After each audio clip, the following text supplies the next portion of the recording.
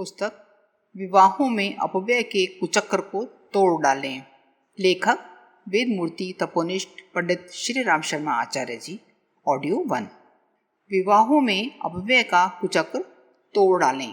विवाह शादियों के अवसर पर किया जाने वाला अंधाधुंध व्यय किसी भी दृष्टि से उचित नहीं ठहराया जा सकता। किसी जमाने में खुशी प्रकट करने का तरीका पैसा उलीचना रहा होगा, पर आज स्थिति ऐसी नहीं है। एक तो वैसे ही सर्वसाधारण के ऊपर आर्थिक संकट छाया होने से व्यर्थ के कार्यों के लिए पैसा बचता ही नहीं। फिर यदि बचे भी तो उसका उपयोग विवेकपूर्वक होना चाहिए। विवाह करने में खुशी होती है, ठीक है, खुशी हो, पर इसका अर्थ यह तो नहीं कि खुशी में अंधा होकर अपने कपड़े ही फाड़ने लग जाए। खुशी के समय धन खर्च करने की स्थिति या इच्छा हो तो प्रसन्नता पूर्वक वैसा करना चाहिए। इसके लिए अनेक विवेक संगत मार्ग मौजूद हैं। ऐसे अगणित असमर्थ व्यक्ति इस संसार में मौजूद हैं जिन्हें आपत्तिग्रस्त दुखी जीवन व्यतीत करना पड़ता है। उनके कष्टों को हल्का करने के लिए कुछ सहारा देकर हम अपनी खुशी का एक अंश उन्हें दे सकते हैं। अंधे, लंगड़े, कोढ़ी, अपाहिज, अनाथ, अपंग, दीन, दुखी व्यक्ति इस संसार में कम नहीं। उनके लिए हमारा दिया हुआ एक पैसा भी बड़ा सहारा बन सकता है। खुशी के अवसर पर हम जितना चाहें इन लोगों के लिए दान कर दें। अशिक्षा, गरीबी और बीमारी से अगणित व्यक्ति दुखी हैं। विद्या प्राप्ति के साधन बढ़ाकर, आजीविका जुटाने के साधन बढ़ाकर, चिकित्सा की सुविधाएं उत्पन्न कर गिरे हुओं को उठाने में, दुखियों को सुविधा पहुंचाने में जितनी मर्जी हो पैसा खर्च कर सकते हैं। देश, धर्म, समाज और संस्कृति की गिरी हुई स्थिति को ऊंचा उठाने के लिए सद्वृत्तियों का बढ़ाया जाना आवश्यक है। उसके लिए जितना भी धन दे सकना संभव हो देना चाहिए। खुशी मनाने के ऐसे अनेक सराहनीय तरीके हो सकते हैं जिनमें विवाह की खुशी सार्थक हो सकती है। निरर्थक हुल्लड़बाजी, बेकार की धमा चौकड़ी मचाना, निरर्थक तमाशा खड़ा करना और पैसे की होली फूंकना, यदि यही खुशी मनाने का तरीका हो तो फिर उन्माद किसे कहेंगे। जिनके पास हराम की, पाप की अंधाधुंध कमाई बेकार पड़ी हो, वह ऐसे ऊटक नाटक रचें तो कुछ बात समझ में भी आती है। जिसने कमाने में पैसा नहीं बहाया है वह उसको बेरहमी से फूंक भी सकता है, पर जिसने मेहनत मजदूरी से कमाया हो उसके लिए यह बात कैसे उचित ठहराई जाएगी कि अपने परिवार की, अपने राष्ट्र की महत्वपूर्ण आवश्यकताओं को उपेक्षा करके बेकार की धमा चौकड़ी में अपने खून पसीने का धन बर्बाद करे। मनुष्य आखिर विचारशील प्राणी है। उपयोगिता अनुपयोगिता का निर्णय करने की क्षमता भी उसमें है। फिर न जाने शादी के दिनों में वह अपनी सारी समझ कहाँ गिरवी रखाता है। छोटी छोटी बातों में सावधानी बरतने वाला, साग भाजी खरीदते समय किफ़ायत और चतुराई बरतने वाला, मिट्टी की हांडी लेते समय ठोक बजा लेने वाला समझदार मनुष्य उन दिनों इतना धन इतनी आसानी से, इतने बेकार तरीके से बर्बाद कर बैठता है। यह एक असाधारण आश्चर्य की बात है। इस अवघड़ करने में एक भारी मनोवैज्ञानिक भूल रहती है। समझ यह लिया जाता है कि जो विवाह शादियों में जितना अधिक खर्च करता है उसे लोग उतना ही अमीर या बड़ा आदमी मानेंगे, उसकी इज्जत बढ़ेगी, पर सच्चाई इसके बिल्कुल विपरीत है। बुद्धिहीनों की बात जाने दीजिए, वे दिन को रात भी समझ सकते हैं, पर जिसमें थोड़ी भी विचारशीलता बाकी है वह ऐसे अपव्यय से घृणा ही करेगा, और जो इस प्रकार पैसा उलीच रहा है उसकी समझदारी अथवा कमाई के बारे में संदेह भी व्यक्त करेगा। आज कोई व्यक्ति उद्धत आचरण करके इज्जत नहीं प्राप्त कर सकता। इज्जत प्राप्त करने के लिए दूरदर्शिता एवं आदर्शवादिता का मार्ग ही अपनाना पड़ता है। अपव्यय में इज्जत की मृत तृष्णा। अपव्यय में इज्जत पाने की लालसा मृत तृष्णा मात्र है। इस मान्यता को जितनी जल्दी बदल दिया जाए उतना ही उत्तम है। कई ऐसे व्यक्ति जो स्वयं पैसा खर्च कर चुके हैं दूसरों को भी वैसी ही सलाह देते देखे गए हैं। शायद वे सोचते हैं कि दूसरे यदि आदर्शवादी बुद्धिमत्तापूर्ण तरीके अपनाने लगे तो उनकी पिछली करतूतों को नालायकी या मूर्खता ठहराया जाएगा। इसलिए कोड़ी मेरे संगाती चाहे वाली कहावत के अनुसार उसी ही रास्ते पर चलने वालों की संख्या बढ़ाना चाहते हैं, और जो भी उनके रास्ते में आता है, जो भी उनकी सलाह मानता है, उसे यही सिखाते हैं वह भी उन्हीं की तरह उल्टी चाल चले। ऐसे सलाहकार मुफ्त में ही आदेश निर्देश देने को हर जगह मौजूद रहते हैं और अकारण ही इस बात का प्रयत्न करते हैं कि उनकी उल्टी सलाह भी मानी जाए। न मानने पर नाराज होते हैं और अड़ंगे अटकाते हैं। ऐसे लोगों में आमतौर से वयोवृद्ध लोग होते हैं जो अधिक आयु होने के आधार पर अपनी समझ को भी बड़ी चढ़ी मानते हैं। घर की बूढ़ी स्त्रियां भी प्रायः इसी ढर्रे पर चलती हैं। उन्होंने जो कुछ देखा सुना है वही उनके लिए पत्थर की लकीर की तरह सुनिश्चित है। वे अपने आसपास हुल्लड़बाजी के रूप में ही शादियों का सरंजाम जुटता देखती आ रही हैं, इसलिए उनके लिए वही सनातन सत्य है। बेचारी यह कल्पना भी नहीं कर सकती कि बिना हुल्लड़ का भी कोई विवाह हो सकता है। उनके सीमित मस्तिष्क सीमित दायरे में सोचने के लिए मजबूर हैं। आदर करें पर अनुचित न स्वीकारें। प्रश्न यह है कि क्या वर्तमान स्थिति को इसलिए ज्यों की त्यों रहने दिया जाए कि उसे यह तथाकथित बड़े बूढ़े तो लड़कियों को पढ़ाना भी पसंद नहीं करते, उनकी बात माने तो आपकी अपनी बच्चियों का स्कूल जाना बंद करना पड़ेगा। उनका 10-12 वर्ष की उम्र में ब्याह करना पड़ेगा, क्योंकि बड़े बूढ़ों के ज़माने में ऐसा ही प्रचलन था। ऐसी अनेक बातें हैं कि इनके बारे में हमें विवेक को अधिक महत्व देना पड़ता है और पुरानी मान्यताओं की, पुराने लोगों की उपेक्षा करनी पड़ती है। उनके सम्मान की पूरी रक्षा की जानी चाहिए। उनकी उचित इच्छाओं और आज्ञाओं का श्रद्धापूर्वक पालन करना चाहिए। पर यदि वे अपनी ही तरह आपको भी हुक्का पीने की लत लगाना चाहें तो उचित यही होगा कि आप मधुरता एवं नम्रतापूर्वक उनके परामर्श को मानने में अपनी विवशता व्यक्त कर दें। बच्चों के जल्दी विवाह की इच्छा आमतौर से बड़े बूढ़ों को रहती है। घर में लड़का बड़ा होने लगे तो घर में बहू देखने के लिए उनकी बड़ी लालसा उठती है।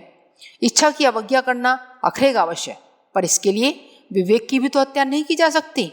भले ही वे नाराज हों, आपकी चले तो घर के लड़कों का विवाह तभी होने दें जब वे अपनी शिक्षा पूरी कर लें, शरीर से समर्थ हो जाएं और कुछ कमाने की स्थिति में हो जाएं। हो सकता है इस संबंध में घर के बड़े बूढ़ों से खींचतान रखनी पड़े, पर इस अवज्ञा में न तो कर्तव्य की हानि है और न धर्म की। ना समझी की बात चाहे बच्चे की हो चाहे बड़े बूढ़ों की, उपेक्षा करने योग्य ही है। बड़ों की हर बात माननी ही चाहिए, यह ना कोई तर्क है, ना कोई धर्म, ना कर्तव्य। हमें केवल विवेक एवं औचित्य को ही शिरोधार्य तथा स्वीकार करना चाहिए। बड़े बूढ़े सहृदयी होते हैं। उनकी विचारणा एवं मान्यता सीमित रहने के कारण वे अपनी बात को ठीक मानते हैं, इसलिए उस पर जोर देते हैं, पर उनमें विवेक का सर्वथा अभाव नहीं होता। जब परिस्थितियाँ और मजबूरियाँ ठीक तरह नम्रतापूर्वक उनके सामने रखी जाएं तो वस्तु स्थिति पर विचार भी करते हैं और थोड़ी बहुत अनुनय विनय करने पर औचित्य के पक्ष में झुक भी जाते हैं।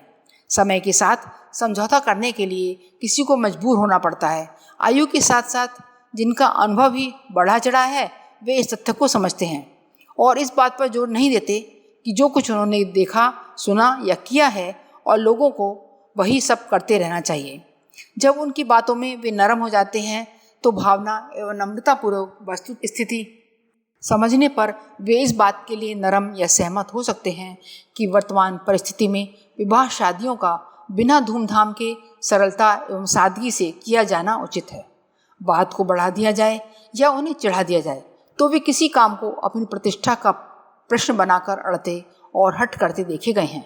पर जब ऐसी परिस्थिति न बनने दी जाए और उनके बड़प्पन की रक्षा करते हुए वस्तु स्थिति की पेचीदगी समझा दी जाए तो वे नरम भी हो जाते हैं। इन अवसरों पर उनकी सहृदयता का लाभ उठाना चाहिए। थोड़ी नाराज़ी सहनी पड़े तो भी यह आशा रखनी चाहिए कि धूप छां की तरह वह थोड़े समय की है। कोई वृद्ध पुरुष अपने बच्चों पर अधिक देर तक अप्रसन्न नहीं रह सकते। देर सबेर में उन्हें मना ही लिया जाता है। आदर्श के प्रति आस्था रखें। हमें अपनी मान्यता पर आस्था उत्पन्न करनी होगी। स्वयं को समझ लिया जाए तो बाकी सबको समझना सरल हो जाता है। अपना ही निश्चय और विश्वास ढुलमुल हो तो फिर हवा में लड़ने वाले पत्रों की तरह पक्ष विपक्ष की सलाह मन मिलने पर कभी ऐसे कभी वैसे विचार बदलते रहेंगे और निष्कर्ष पर पहुंचना कठिन हो जाएगा। पर यदि यह मान्यता मजबूत कर ली जाए कि अपने परिवार की, समाज की कुशल इसी में है कि शादियां सादगी के साथ ही की जाएं, तो सारी कठिनाइयां सरल हो जाती हैं। सलाह सबसे लेना कोई ज़रूरी नहीं। सलाह देने की पात्रता जिनमें है उन्हीं का परामर्श उपयोगी होता है।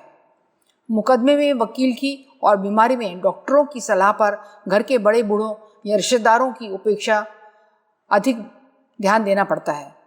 इसी प्रकार प्रथा परंपराओं की उपयोगिता अनुपयोगिता के संबंध में भी विवेकशील दूरदर्शी लोगों के निष्कर्ष को ही महत्व देना चाहिए। अधिक अपव्यय में अधिक इज्जत का सिद्धांत अब सर्वथा अबुद्धिमत्तापूर्ण सिद्ध हो चुका है। भ्रांत मान्यता को जितनी जल्दी छोड़ दिया जाए उतना ही उत्तम है। अब मूल्यांकन बदल रहे हैं। सादगी साथ होने वाले विवाहों में ही अब इज्जत है। इस रीति नीति को अपनाने में ही अपने विचारों की, अपनी आत्मा की, अपने विवेक की और अपने साहस की इज्जत है। पैसे बचें और इज्जत मिले तो उस रीति नीति को अपनाने में संकोच क्यों किया जाए। मानवीय विवेक अगले दिनों इस प्रकार के अवघड़ आचरणों को ठुकरा देने ही वाला है। समय रहते हम इस परिवर्तन में अग्रणी रहें तो लोक सेवा भी होगी और इज्जत भी मिलेगी। अनुपयुक्त अस्त व्यस्तता।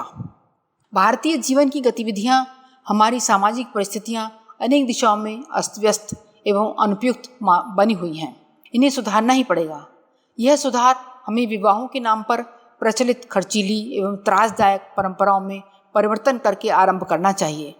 आगे और भी कदम उठाने होंगे ताकि नैतिक, सांस्कृतिक, शारीरिक, मानसिक, राजनीतिक दृष्टि से हम सुविकसित एवं सुसंपन्न बन सकें। परिवर्तन का प्रत्येक कार्य कष्ट साध्य होता है। मनुष्य का स्वभाव भूतप्रिय है। जो होता चला आया है वह कितना ही युक्तियुक्त एवं उपयोगी क्यों ना हो, लोग उसे नापसंद करते हैं। सैकड़ों मीन मेख निकालते हैं और जहाँ तक बनता है उसे प्रचलित न होने देने का प्रयत्न करते हैं। मानव स्वभाव का यह दोष उसकी प्रगति में बाधक रहा है। इसी अड़चन के कारण संसार के समस्त सुधारकों को परंपरावादियों का विरोध सहना पड़ा है और कितनों को ही तो इस विरोध में अपने प्राण भी गंवाने पड़े हैं। ईसा मसीह को फांसी दी गई, सुकरात को जहर पीना पड़ा, मंसूर को गोली दी गई, दयानंद ने विष खाया। इस प्रकार कितनों ने ही हंसते हंसते अपने जीवन खोए। बुद्ध, शंकराचार्य, राम मोहन राय, ईश्वर चंद्र विद्यासागर, महात्मा गांधी, महर्षि कर्वे आदि हर सुधारक को अपने समय के परंपरावादियों द्वारा अगणित प्रकार के उत्पीड़न सहने पड़े। बड़ा काम करने वाले बड़े व्यक्तियों को बड़े कष्ट सहने पड़ते हैं। उसी अनुमान से छोटा साहस करने वालों को भी उपहास एवं विरोधों का सामना करना पड़ा है।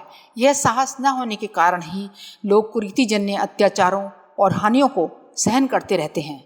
जिस प्रकार अनीतियों का मुकाबला करने में शौर्य की जरूरत पड़ती है, इसी तरह कुरीतियों का प्रतिरोध करने के लिए भी साहस चाहिए। बहुसंख्यक लोग कायर और भीरु प्रवृत्ति के होते हैं और किसी भी प्रकार झंझट में पड़ने से बचने की कोशिश करते हैं। हो सकता है कि वे प्रत्यक्ष लड़ाई झगड़े से बचे रहें, पर परोक्ष रूप से यह भीरुता उनके लिए इतने संकट उत्पन्न करती रहती है जो प्रत्यक्ष झगड़ा सहन करने की अपेक्षा कई गुने कष्टदायक होते हैं। कुरीतियों के आगे, सामाजिक मूर्खता के आगे सिर झुका देने से तात्कालिक झंझटों से बचाव भले ही हो जाए, पर उनके द्वारा होने वाली हानियों से बचना संभव नहीं, जो झंझटों का मुकाबला करने की तुलना में कहीं अधिक त्रास देती हैं।